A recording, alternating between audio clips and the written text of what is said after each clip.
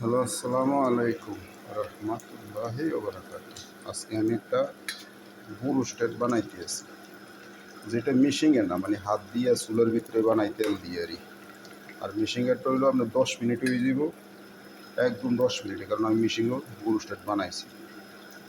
তো এখানে কেপসি যেটা রেকোয়ার, আমি দেখেন সেম বুরু স্টেট হয়ে গেছে।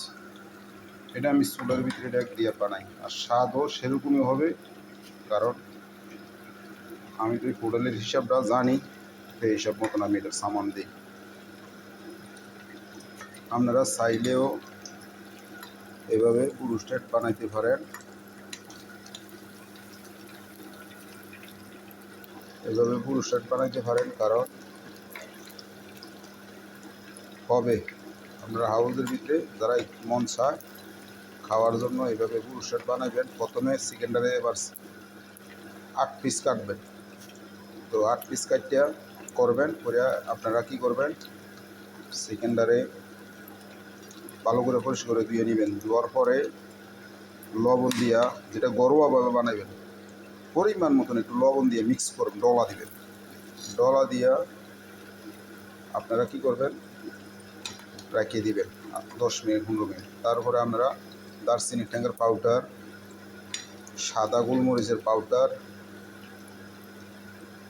দিয়া ভালো করে মিক্স করবেন। গোলমরিচের পাউডারটা একটু বেশি দিবেন,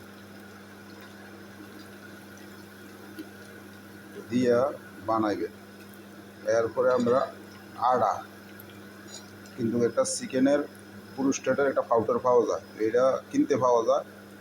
আর আপনারা গোলমরিচের সাদা পাউডারটা আর বেশি করে দিবেন, দিয়া জাল খাইলে একটু মুচে করে দিবেন, জাল না খাইলে কোনো দরকার নাই। এইভাবে আপনারা এই দেখেন।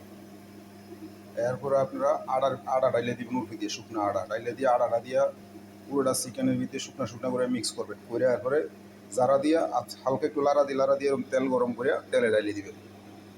ধীরে ধীরে ধীরে ধীরে আপনারা এরকম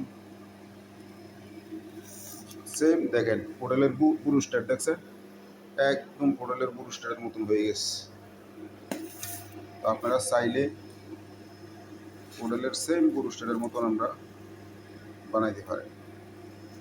তো আমি বানাইলাম।